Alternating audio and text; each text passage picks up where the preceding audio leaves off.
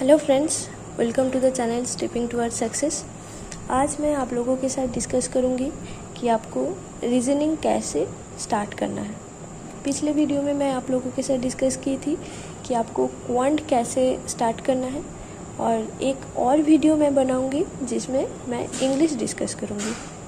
Okay, तो आज reasoning के लिए बात करते हैं। तो रीजनिंग एक ऐसा चैप्टर है जिसमें आपको अगर इंटरेस्ट आ जाए तो आप कोई भी पजल, कोई भी सिटिंग अरेंजमेंट ये आप नहीं छोड़ोगे अगर आपको इंटरेस्ट आ जाए। ठीक है, क्योंकि ये इंटरेस्टिंग ही है। ये इसमें कुछ नहीं है, आपको कर करके देखना है। एक पजल ये सब सिर्फ दिमाग का खेल है। ठीक है, आपको सिर्फ बनाते जाना है, फिर आंसर आते जाना है। इसमें कुछ नहीं है। रीजनिंग बेसिकली जस्ट दिमाग का खेल और कुछ नहीं। तो रीजनिंग से डरने वाला ऐसा कुछ भी नहीं है। आप क्वांट से डरो, आप इंग्लिश से डरो, रीजनिंग से मत डरो। मैं तो यही बोलूँगी, रीजनिंग से जो डरा उसके पास दिमाग नहीं है। मैं तो यही बोलूँगी, क्योंकि अगर थोड़ा सा भी दिमाग है, क्योंकि इसके लिए आपको ना साइंस बैकग्राउंड से होना है, ना आर्ट्स बैकग्राउंड से होना है। आप कोई भी बैकग्राउंड से हो, आप रीजनिंग आराम से सॉल्व कर सकते हो। इसमें मैथ्स तो है नहीं, आपको सिर्फ दिमाग लगाना है और करना है। तो पहले आपको जो चैप्टर करना है, एकदम सिंपल चैप्टर से मैं स्टार्ट करती हूँ, वो है अल्फा न्यूमेरिक सीरीज़।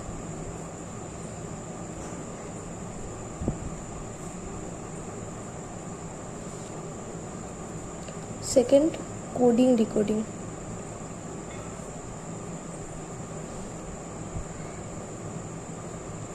ये हो गया। अभी इनइक्वालिटी हो गया। Blood relation. कितना चैप्टर हो गया? 4। अभी देखते हैं इसमें से कितने मार्क्स आता है। ओके, इनइक्वालिटी नॉर्मली 3 से 4 मार्क्स। ब्लड रिलेशन ये भी 3 से 4 मार्क्स। कोडिंग डिकोडिंग आता है, अगर कोडिंग डिकोडिंग का 2 पार्ट आता है।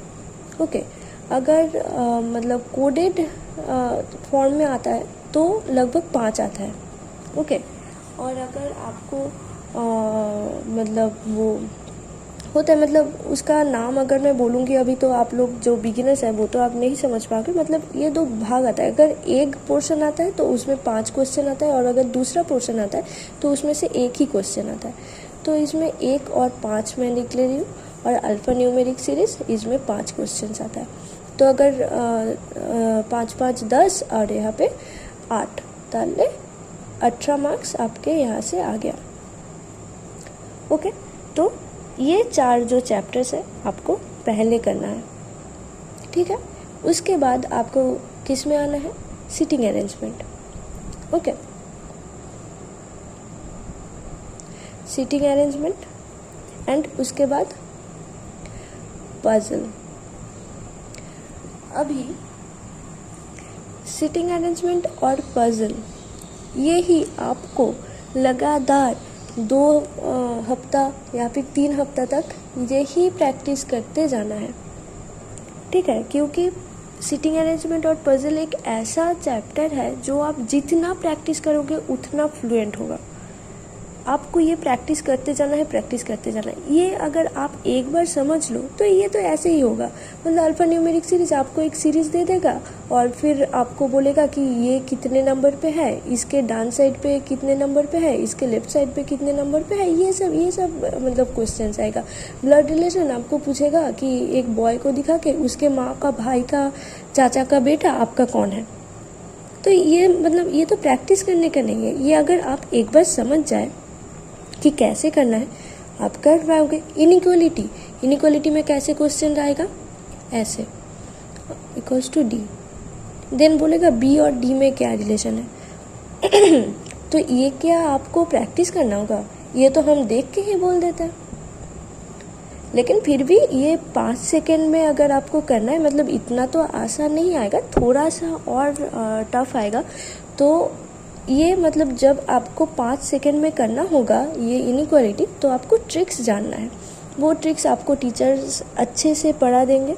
तो ये जो 4 चैप्टर्स है ये आपको आसानी से हो जाएगा। अच्छा, कोडिंग डिकोडिंग में अगर आपको आएगा कि टाइगर, इसमें टाइगर का एक कोड आपको वर्ड दे देगा। क्या देगा?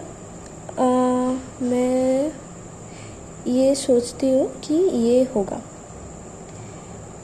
ई का E and R R R I, बस टाइगर का कोड वर्ड ये। फिर आपको और देगा कि कोड का फिर कोड वर्ड क्या होगा। ओके, तो ऐसा क्वेश्चन आएगा कोडिंग डिकोडिंग में।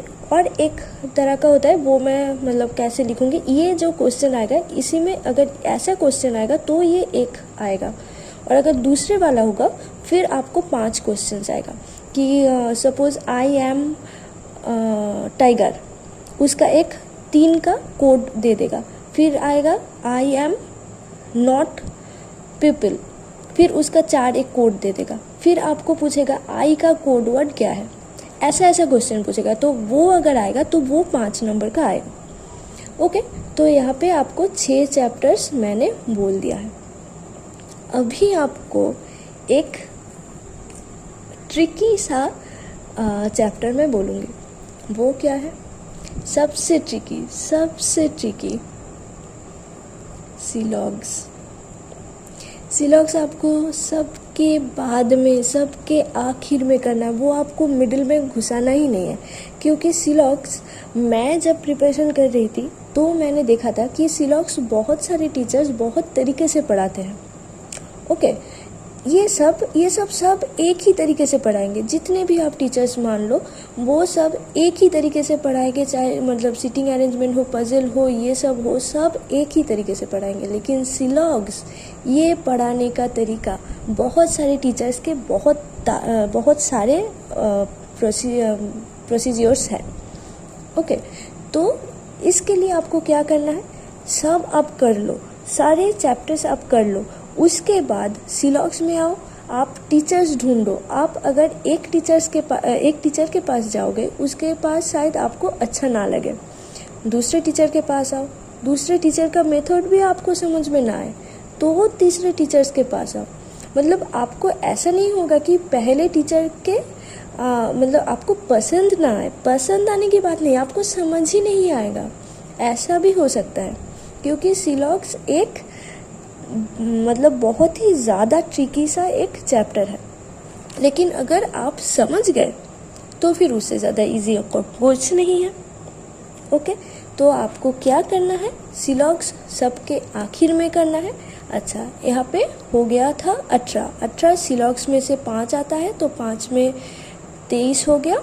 और यहाँ से 10 मार्क्स आता है, सीटिंग अरेंजमेंट और पजल। इसमें मतलब इसमें 5 और इसमें 5, तो हो गया कितना, 33 हो गया। और इसमें से आप 1-2 और मतलब बढ़ा लो, घटा दो, तो आपका 35 हो गया। तो रीजनिंग में आपका स्कोर करना सबसे आसान पार्ट होता है, क्योंकि इसमें चैप्टर्स बहुत कम है। आप पढ़ ही रहे हो 7 चैप्टर्स, 7 चैप्टर्स पढ़ के आप 35 स्कोर कर रहे हो। तो अगर मैं एवरेज एक धरूँ, ऑन एन एवरेज पर चैप्टर 5 मार्क्स, तो आप एक चैप्टर करोगे 5 मार्क्स आपका आ जाएगा। क्वांट में क्या था, आपको एरिथमेटिक का ही 15 चैप्टर्स था, तो वो सिर्फ एरिथमेटिक जिसमें 10 मार्क्स आता था, उसमें आपको 15 चैप्टर्स कवर करने थे। और रीजनिंग में आपको कुल मिला के 7 चैप्टर्स कवर करने हैं, उसमें से ही आपका 35 मार्क्स आ जाएगा। ओके, तो मैं ये बोल दिया हूँ कि कौन कौन से चैप्टर आपको पहले करना है, कौन कौन से चैप्टर आपको बाद में करना है, किसका वेटेज कितना है, ये भी मैं बोल दी हूँ। तो टोटल 35 मार्क्स मतलब कुछ भी नहीं है ये रीजनिंग के बारे में। तो ठीक है, आज के लिए इतना ही। नेक्स्ट वीडियो में हम लोग डिस्कस करेंगे कि इंग्लिश आपको कहाँ से और कैसे प्रैक्टिस करना है या फिर स्टार्ट करना है, आपका प्रिपरेशन कहाँ से और कैसे। ओके, अलविदा।